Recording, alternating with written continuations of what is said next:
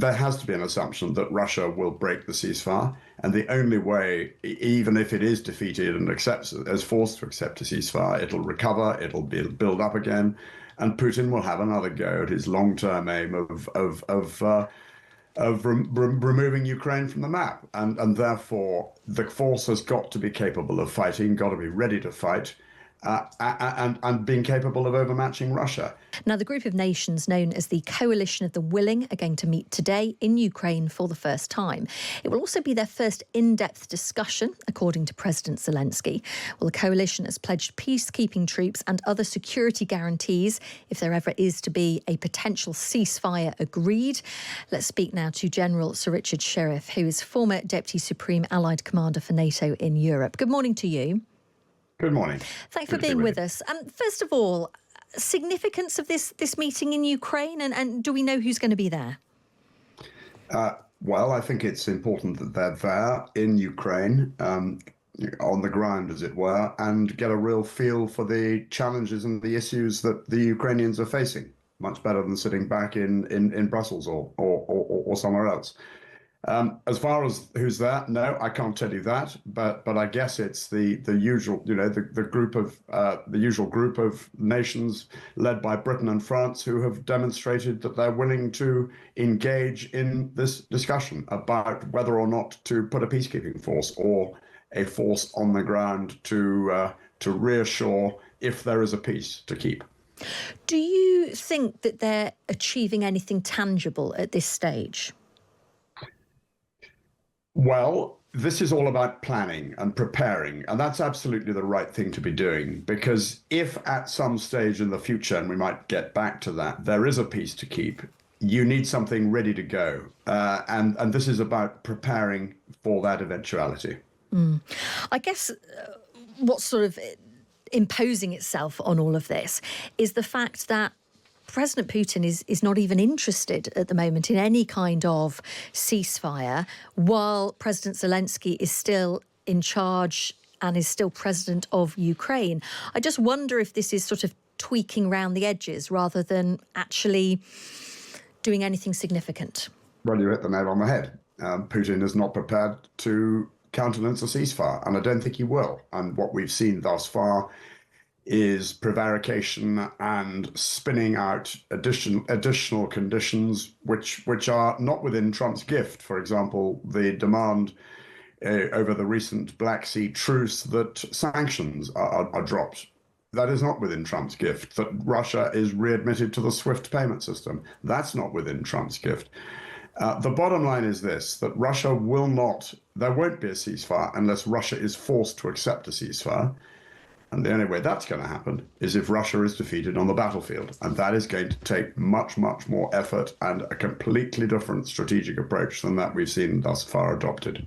Isn't one of the other problems with this coalition of the willing is that they are going to have to be willing to potentially fight Russia if there is to be any deterrent effect? Otherwise, if Russia knows that there's no desire whatsoever to put up a fight, there is no deterrent, is there?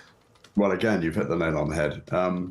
There has to be an assumption that Russia will break the ceasefire, and the only way, even if it is defeated and is forced to accept a ceasefire, it'll recover, it'll build up again, and Putin will have another go at his long-term aim of removing Ukraine from the map, and therefore the force has got to be capable of fighting, got to be ready to fight, and being capable of overmatching Russia. And that means it's got to have all the paraphernalia kit of modern 21st century capability. And moreover, we shouldn't take this lightly. If we're saying that the force has got to be ready to fight, that means the countries contributing to the force have got to be ready to fight, which means that NATO or at least the coalition of the willing, if it's not under a NATO umbrella, have all got to be ready to fight Russia, and that means we all need to be ready for that grim eventuality.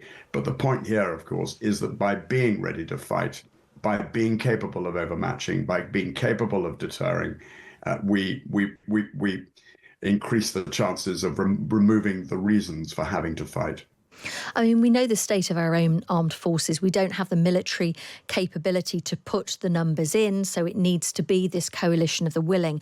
And I'm just wondering how problematic you see it that we are going to be reliant on the likes of Turkey, which has a huge army. But, you know, we've been reporting in the last week or so that the leader there is threatening democracy in his own country at the moment. How problematic are things like that, those political relationships, when we are reliant on countries like Turkey?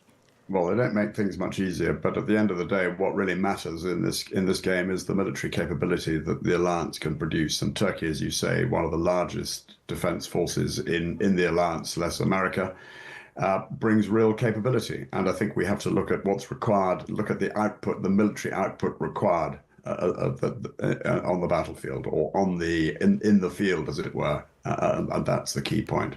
Thank you so much for speaking to us this morning. I'm grateful to you for your time. Thank you for having me. That is General Sir Richard Shirreff. He is former Deputy Supreme Allied Commander for NATO in Europe. Thank you very much. We had a very good meeting of the Coalition of the Willing. The Coalition of the Willing has gotten bigger, stronger, and very determined. I've basically three key takeaways. The first was a broad discussion on how to step up in the support for Ukraine in the short term, financially and military-wise, the military needs that are there in Ukraine that have to be fulfilled, but also the financial needs. And here I can contribute that we will front-load the EU part of the G7 loans for Ukraine. Second topic, keep up the pressure on Russia. It was very clear that the sanctions stay in place. What we want is a just and lasting peace agreement. That is the goal. And the third key takeaway was on the long-term support for Ukraine and our own European defense posture. Here, of course, the Readiness 2030 plan is crucial. It provides up to 800 billion euros of defense investment possibilities for the member states. And this means, for example, joint procurement with Ukraine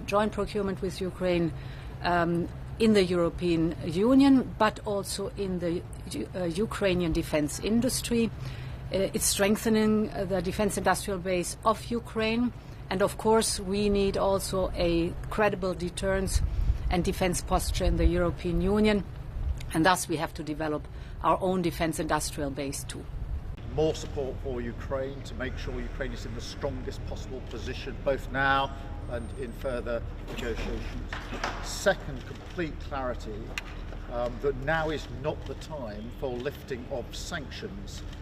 Quite the contrary, what we discussed is how we can increase sanctions to support the US initiative to bring Russia to the table through further pressure from this group of countries.